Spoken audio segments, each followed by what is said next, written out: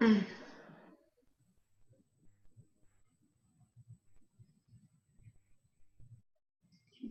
I'm Kelsey, and we are Group 4.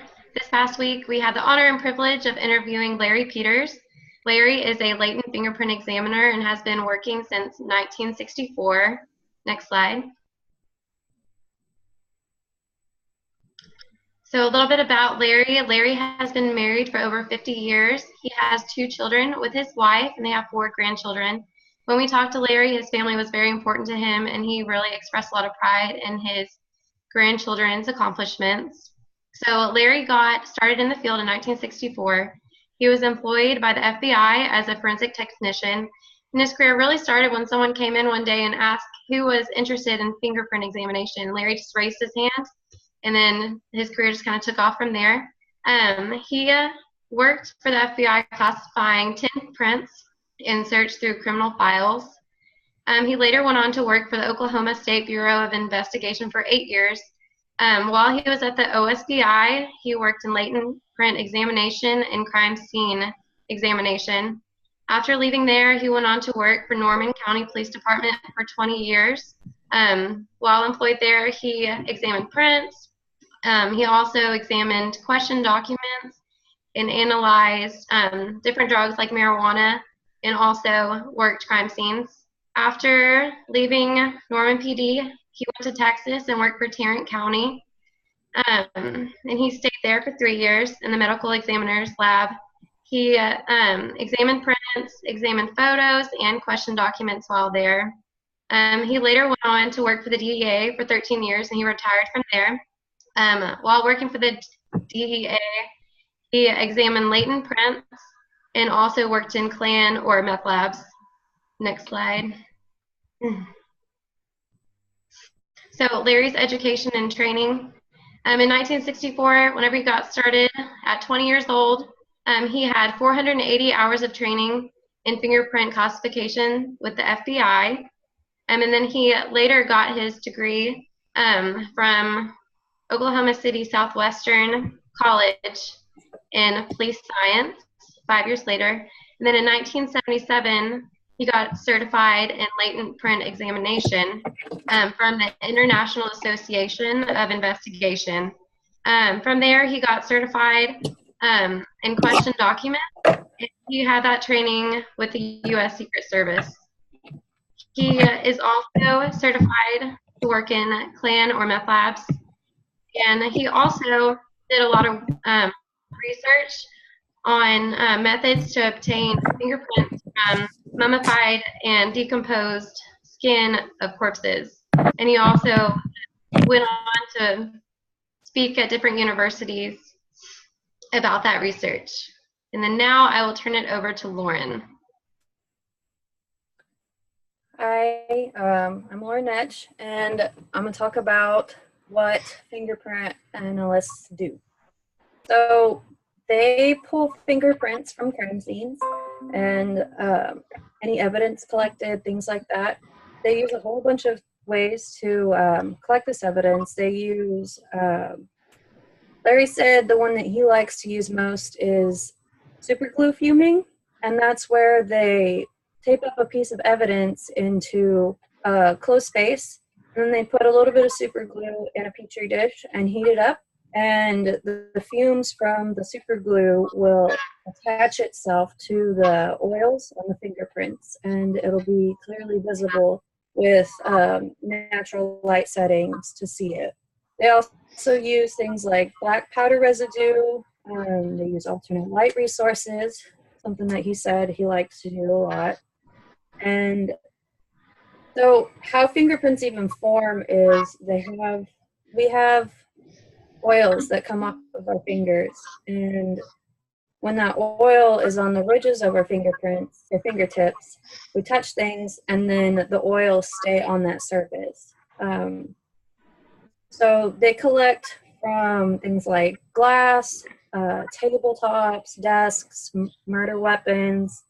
They collect fingerprints and feet prints off of floors, off of walls. They collect them on the handles of guns. bottoms of bats, things like that. And they don't collect just the whole fingerprints. And a lot of the times there's only a partial print. And what they do is they take the evidence and compare it to their known fingerprints and try and match them up with the unknowns. And so how they match them up is they look at things like what type of fingerprint pattern it is.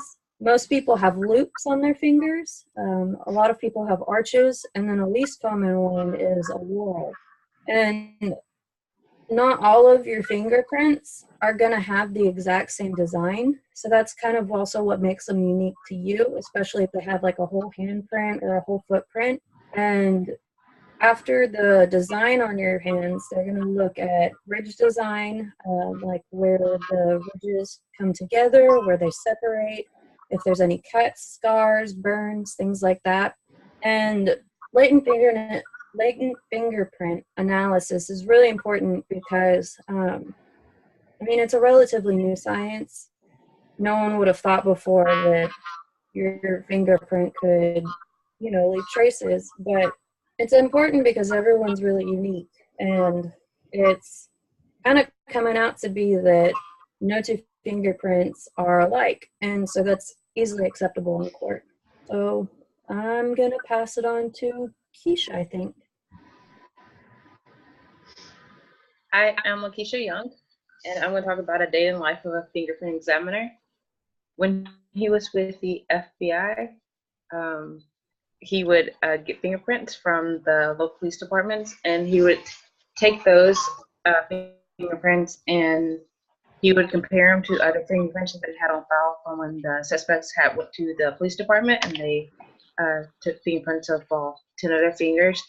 And once they got a match, he would write up a report and send it back to the police department and say that this fingerprint matches the suspect, and then that type of thing. And he would also search the fingerprints through a file and make sure that those fingerprints didn't come back to another name. And when he worked cases for the DEA, he could work cases out of 7 states, and from those 7 states, they would sometimes have to do federal court cases in Mississippi, Alabama, and Louisiana. And as far as his hours, he was on 8-hour days, which was normally 7 a.m. to 4 p.m., but he was on a 24-hour callback. And so sometimes when he went out on cases, he would be gone for 2 to 4 days. And the longest one he mentioned was when the Waco siege happened in 1993. He was out for 19 days for that one. And so he had a 3/4-ton van that he would have at his house with everything that he needed to process the scene.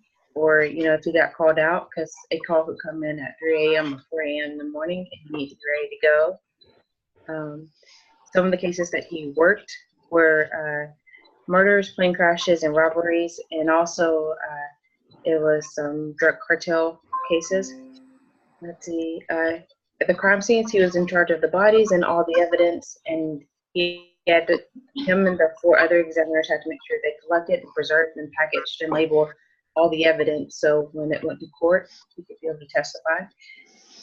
In his retired life, a day in his life is he kind of makes his own hours, so he doesn't have to do the 24-hour callbacks. And next slide.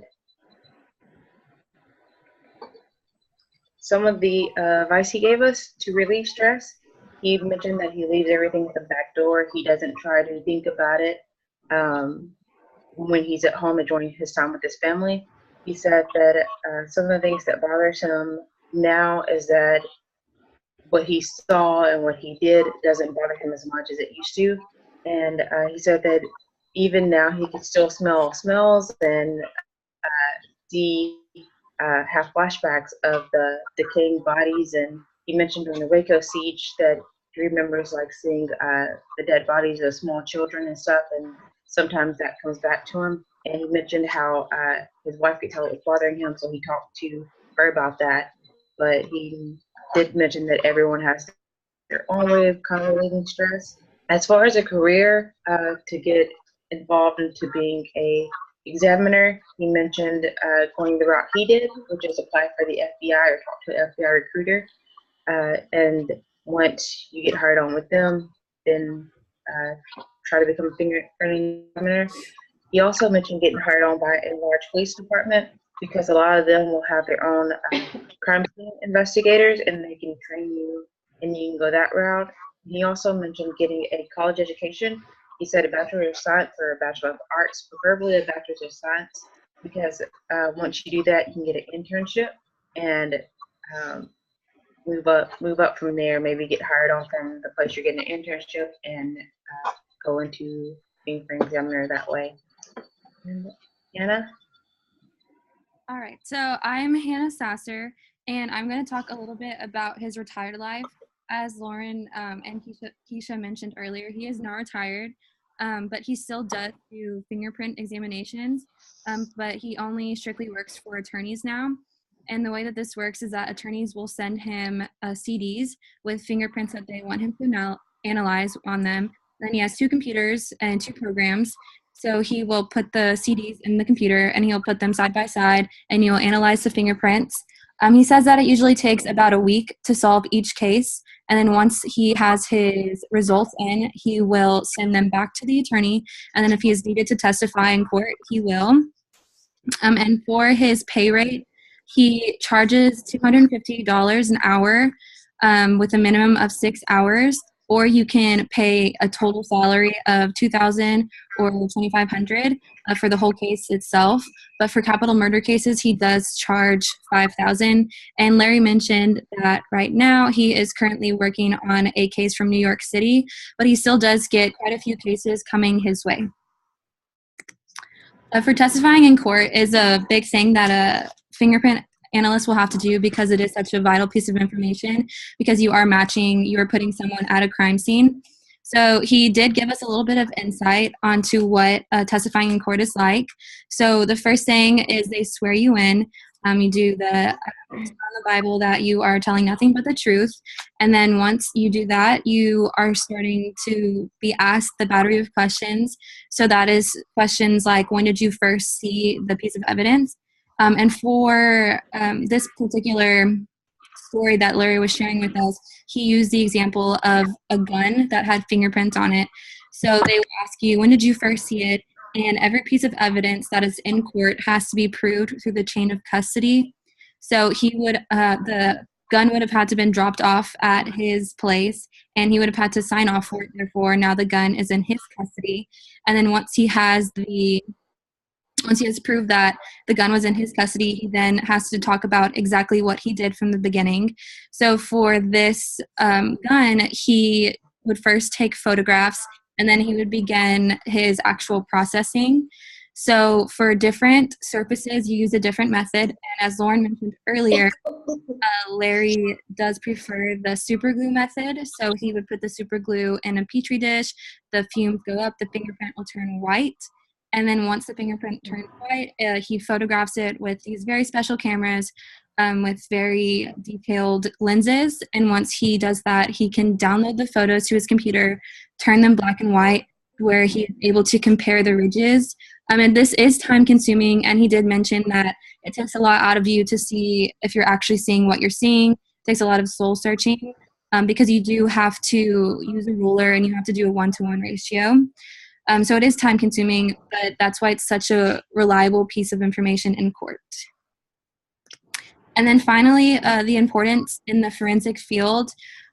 You are making something hidden visible. Since Larry does work with latent fingerprints, they are not visible. So he has to make them visible, and then he has to compare them and then match them to someone, placing them at the crime scene. So you could be putting someone in court.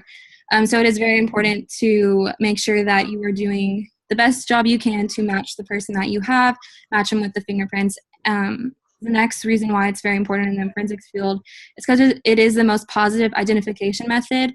Larry did mention that DNA is a very close second, but DNA can also be tampered with, it can be altered, and sometimes different patterns of DNA will match, and it's not always going to be a positive ID. But a fingerprint, only one person has that distinct fingerprint, and no one else will have that same fingerprint, no matter what the case is. They will never be the same person with the same fingerprint.